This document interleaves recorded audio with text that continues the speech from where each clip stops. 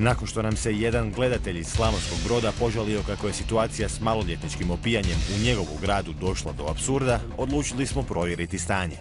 Subota navečer je, hladno je. Klupice u parkovima pune su maloljetnika koji se pripremaju za ludi izlazak. Grad vrvi natpisima kojima se privlače maloljetnici. Cijena vodke u kafićima je od 1 do 3 kune. Policija prolazi ulicom kojom maloljetnici teturaju, ali kao da ih ne vidi. Nazvali smo 912 kako bismo provjerili zašto.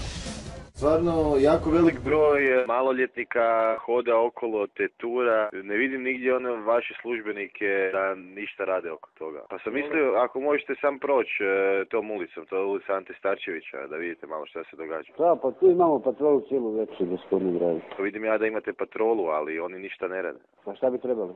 Možete nekom, ako niko ne narušava javni red i mir, što je on sad pijan, pa ne možete mu ništa. Ni ako su maloljetni, možete ih pitati za osobno. Maloljetni, onda da.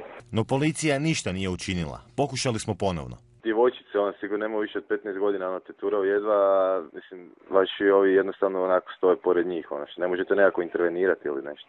Ne može sad osoba zato što je popila privoditi u postaji, ne znam. To treba i njihovi roditelji s njima pozabave, a oni vjerojatno ne mogu.